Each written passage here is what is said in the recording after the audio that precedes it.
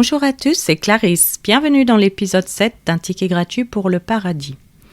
Nous allons commencer par un passage de la Bible, chapitre 9 du livre de Genèse. Dieu bénit Noé et ses fils et leur dit : « Soyez féconds, multipliez et remplissez la terre. Vous serez un sujet de crainte et d'effroi pour tout animal de la terre, pour tout oiseau du ciel, pour tout ce qui se meut sur la terre, et pour tous les poissons de la mer, ils sont livrés entre vos mains. Tout ce qui se meut et qui a vie vous servira de nourriture. Je vous donne tout cela comme l'herbe verte.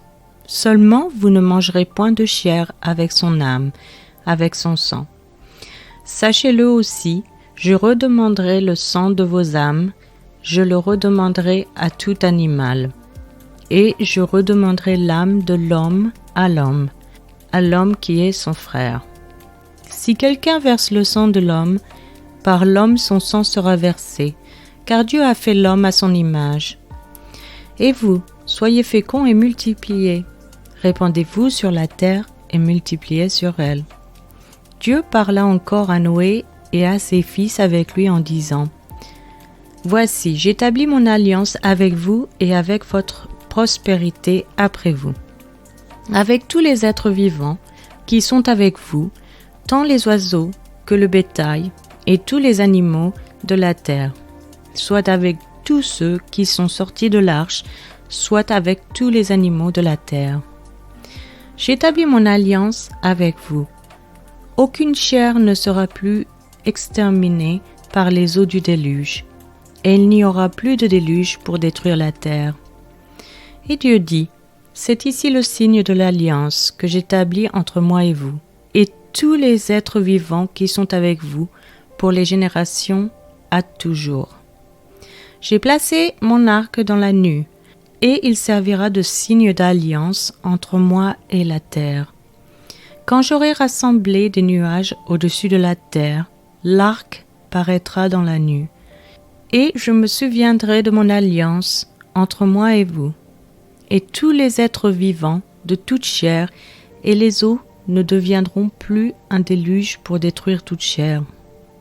L'arc sera dans la nue, et je le regarderai pour me souvenir de l'alliance perpétuelle entre Dieu et tous les êtres vivants de toute chair qui est sur la terre. Et Dieu dit à Noé : tel est le signe de l'alliance que j'établis entre moi et toute chair qui est sur la terre. Les fils de Noé qui sortirent de l'arche étaient Sem, Cham et Japheth. Cham fut le père de Canaan. Ce sont là les 3 fils de Noé, et c'est leur prospérité qui peupla toute la terre. Noé commença à cultiver la terre et planta de la vigne. Il but du vin, s'enivra et se découvrit au milieu de sa tente. Cham, père de Canaan, vit la nudité de son père et il le rapporta dehors à ses 2 frères. Alors Sem et Japheth prirent le manteau, le mirent sur leurs épaules, marchèrent à reculons et couvrirent la nudité de leur père. Comme leur visage était détourné, ils ne virent point la nudité de leur père.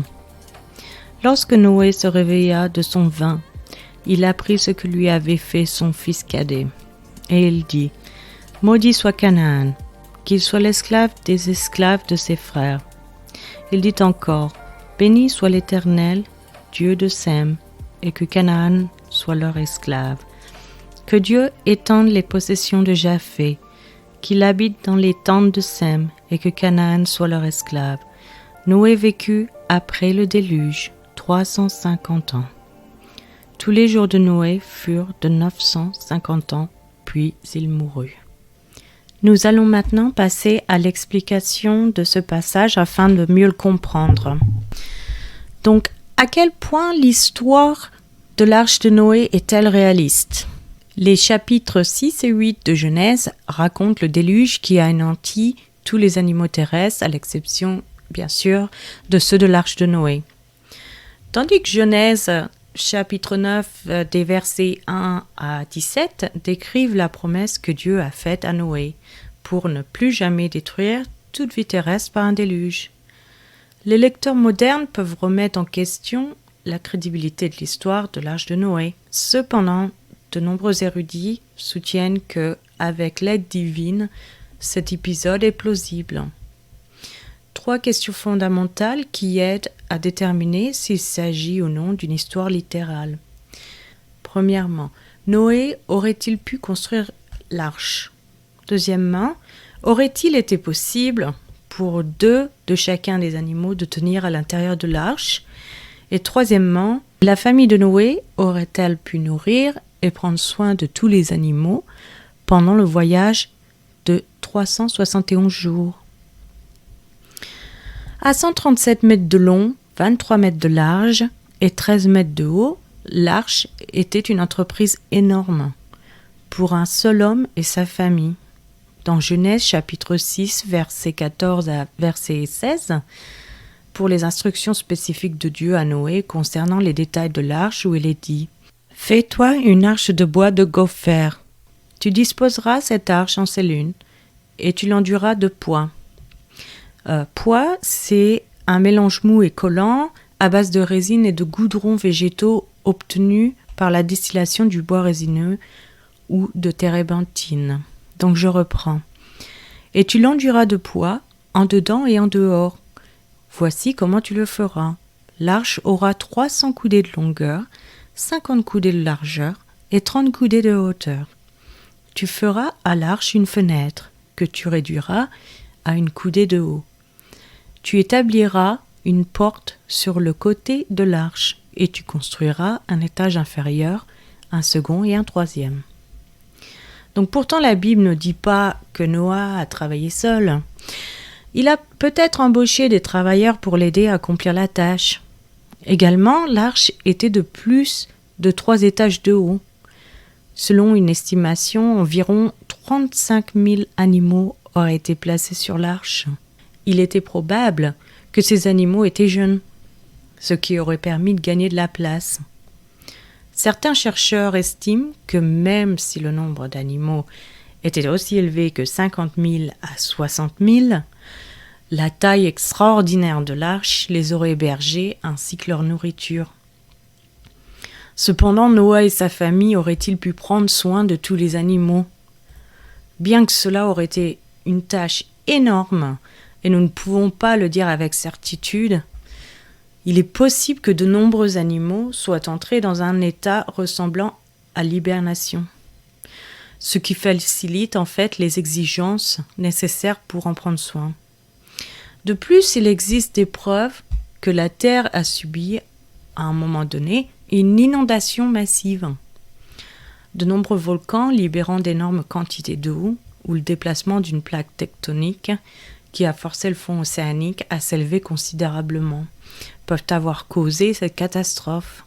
Chacune de ces possibilités combinées avec la grande quantité de pluie que la Bible enregistre aurait suffi à couvrir la planète.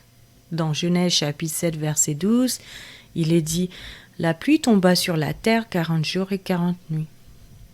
Cependant, les savants croient que le grand déluge de Genèse était régional plutôt que mondial. Ils soulignent que l'hébreu original n'utilise jamais le mot pour le monde. Au lieu de cela, ils utilisent un mot pour la terre, qui peut également être traduit par la région ou le pays. Ces détails ont conduit certains chercheurs à interpréter la catastrophe comme un incident localisé, auquel cas la tâche de Noé aurait été beaucoup plus gérable.